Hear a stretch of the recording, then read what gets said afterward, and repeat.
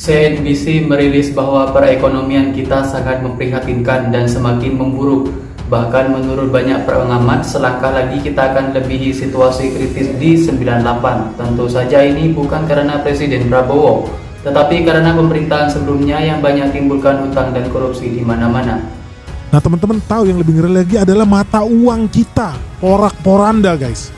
Lo tahu ketika terjadi krisis 98 di bulan Januari, gue masih inget banget nilai tukar rupiah itu 17.000 1 dolarnya. Jadi lo punya duit $1, saking melemahnya rupiah, itu ke level 17.000 tuh rupiah. Gak ada harganya guys, ngeri. Lo tahu hari ini kurs rupiah berapa? Kita itu sekarang sedikit lagi 17.000. Artinya sebentar lagi kita mau mengalahkan krisis 98. Si pejabat bilang kau yang gelap, ya kan? Itu kan jawaban yang tidak intelek, ya kan? Kampungan banget, ya kan? Dungu itu jawaban. Kalau lihat tadi tanda-tandanya, atau bukan tanda-tanda lah, ada kecenderungan kemungkinan seperti itu. Kita kira-kira dengan kondisi terakhir ini, kita akan masuk ke krisis nggak sih bang? Nah dari triple B misalnya one notch lower, ya kan, itu bisa membuat dolar itu loncat ke atas 17.000, dan kalau terjadi black swan bisa ke 20.000, dan orang tidak pernah nyangka, ya kan, kalau itu terjadi, ya terjadi capital flight dan kita terjadi krisis. Kita menangkap satu situasi yang kita bisa merasakan, mengingatkan kita pada masa-masa pra-reformasi 1998. Masa-masa menjelang kejatuhan rezim Orde Baru Pak Harto yang berkuasa selama 32 tahun. Kita saya kira harus terbuka menyatakan ini ya, bukan untuk mengompor-ngompori, tapi sebaliknya kita mengingatkan jangan sampai hal itu terjadi. Bukan tanpa alasan bila akhirnya publik mulai melihat tanda-tanda sebetulnya reformasi jilid 2 itu. Besar di Indonesia itu hancur lebur. Di layar kaca lu bisa lihat ada BCA, Bank Sentral Asia.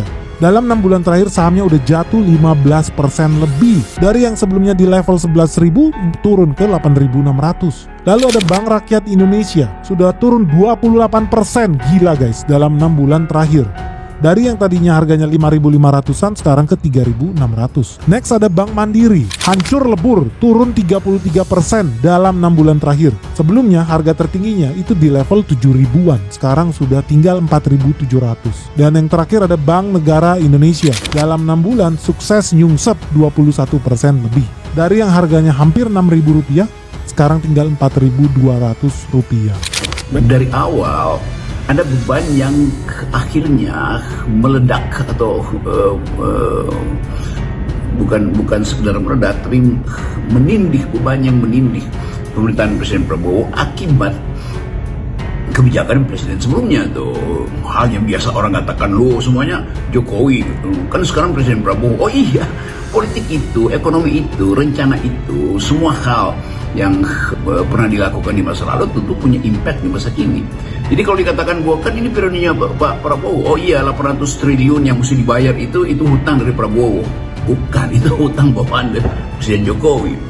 Bahwa konflik agraria yang terus berlangsung hari ini dimulai 100 hari yang lalu ketika Presiden Prabowo memerintah. Betul. Ya itu dungunya di situ, cara buzzer-buzzer ini berargumentasi. Kan itu semua adalah limpahan dari presiden sebelumnya. Konflik di Rempang, konflik di Sulawesi Tengah, macam-macam itu adalah bawaan dari presiden sebelumnya. Jadi, by the way guys, jadi lu bisa bayangin ya, kalau perusahaan perbankan yang katanya paling aman, paling hebat, wah paling canggih lah, itu aja saham-sahamnya bisa nyungsep loh. Apalagi ya, kalau perusahaan-perusahaan yang katanya produknya sangat bagus, sangat laku di mana-mana, sangat jelas, katanya perusahaan hebat, padahal tahun ini bakal makin nyungsep. bahwa kehidupan ekonomi memang memburuk. Sekarang persoalannya, kalau terhadap keadaan ekonomi itu terjadi keresahan sosial dan pada saat yang sama Presiden tidak menginginkan demonstrasi, itu apa yang akan terjadi? Seluruh komponen yang pernah atau semua variabel yang pernah menyebabkan reformasi di 98 sayup-sayup dan makin kuat terdengar. Kondisi hari ini, yaitu memang ada keresahan publik tentang keadaan Kita baca berita dari CNBC yang selalu memantau indeks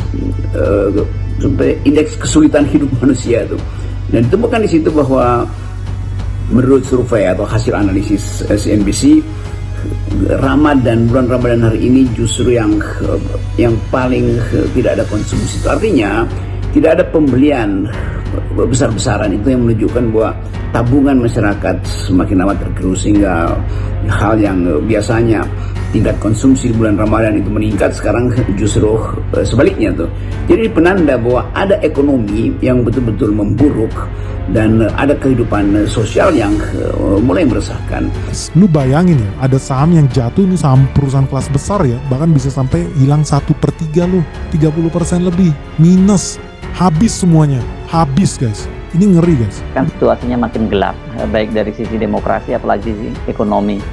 Jadi sekali lagi kita mesti terima fakta bahwa Indonesia ada dalam kegelapan itu soalnya. Jadi menerima kondisi gelap itu justru lebih baik daripada mengabaikan soal kita terang, padahal sebetulnya di depan kita ada jurang yang tidak terlihat. Itu jurang ekonomi, jurang politik, jurang kelas, jurang ras, jurang konflik primordial, di dalamnya ada agama, unsur-unsur itu. Tahun lalu ya, rupiah itu ya $1 itu setara 15.700. Jadi tahun lalu rupiah itu 15 ribuan per dolar. Saat ini rupiah per dolarnya udah 16.500. Sedikit lagi 16.700, sedikit lagi 17.000 membantai level psikologis kita lewati di 17.000 perak 98 guys. Ngeri guys. Bahkan jujur aja nih, kalau seandainya kita nggak bisa memperbaiki negara ini lebih cepat, kita bisa sampai ke 20.000 rupiah. So lu jangan heran, makin banyak pengusaha Indonesia yang merubah duitnya ke US dollar. Nah, sekarang kita lihat bagaimana keresahan kelas menengah itu berhadapan dengan sebut aja kemarahan kelas bawah yang walaupun udah di backup dengan social safety net, BLT segala macam, tetapi daya beli mereka tetap turun. Jadi kita mesti baca temuan dari CNBC itu sebagai penanda akan ada keresahan sosial. Itu cara kita untuk menganalisis persoalan. Dan itu nggak bisa dibantah lagi.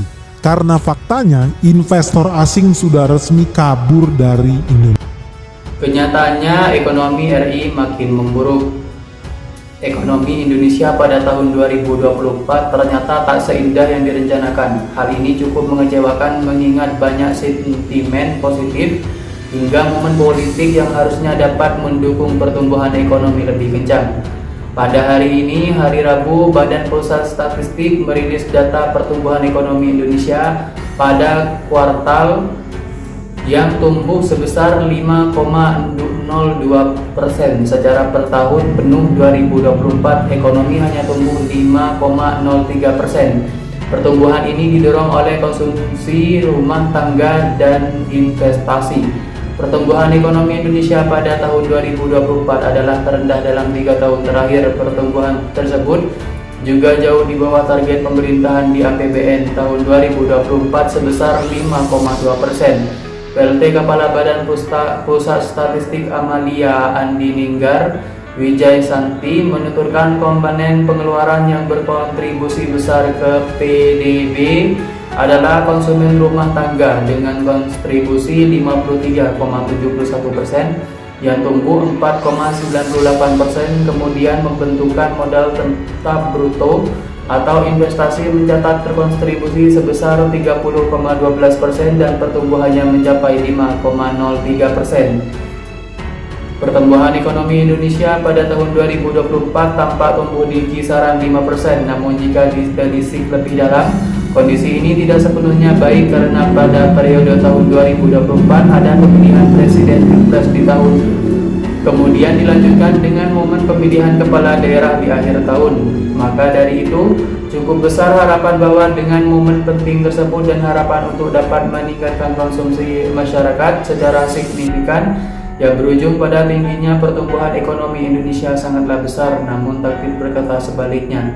Untuk diketahui, pertumbuhan ekonomi Indonesia setahun sepenuh pada tahun 2022 dan 2023 tercatat lebih tinggi dibandingkan 2024, yakni masing-masing sebesar 5,31% dan 5,05%. Menjadi tanggal Indonesia menggelar pemilihan umum pemilu untuk pemilihan presiden, wakil presiden, DPR, DPRD provinsi, DPRD kabupaten atau kota, DPD untuk periode tahun 2024 hingga 2029 nanti. Pesta demokrasi tersebut sangat diharapkan mampu menggerakkan ekonomi Indonesia khususnya dalam hal konsumsi masyarakat. Hal ini mengingat besarnya dana yang digelontorkan untuk berbagai aktivitas selama kampanye dan proses pemilu.